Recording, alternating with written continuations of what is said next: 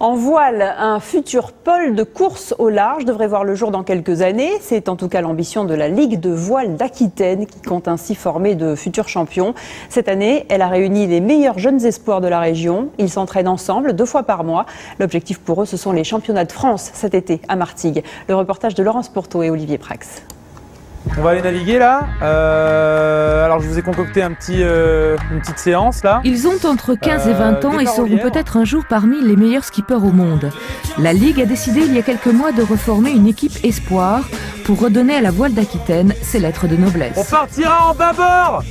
Ça veut dire que le lièvre, il vire pas, d'accord? Venus des 4 coins de la région, ces jeunes participent désormais à un programme d'entraînement régulier 2 fois par mois sur Cazaux et Arcachon.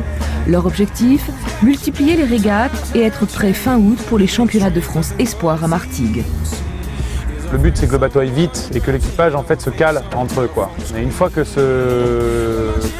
tous ces problèmes de manœuvre sont résolus, après on peut partir sur tout ce qui est tactique et stratégie, où là on est plus sur un versant intellectuel de notre sport, qui est en fait mettre la tête dans les bouquins et les cours théoriques qui sont importants pour gagner une course.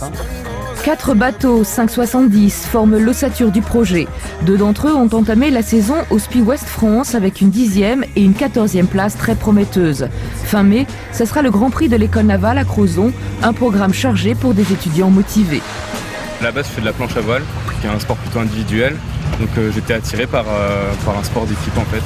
Le fait que ça soit relancé par la Ligue, c'était un projet assez ambitieux vu qu'on va aller au championnat de France. Donc c'est aussi ce projet-là, cette ambition-là qui m'a intéressé. Ouais.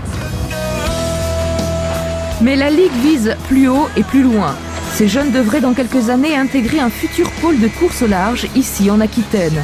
Pôle qui deviendrait, à l'instar de la Bretagne ou de la Vendée, une base de développement en Mini 650, Figaro, Multi 50 et IMOCA. Au niveau financier, ça peut coincer, donc c'est vrai qu'on est à la recherche de partenaires, que ce soit au niveau des institutions ou des collectivités territoriales, pour nous aider à former ces jeunes et à faire qu'ils puissent représenter l'Aquitaine au plus haut niveau français.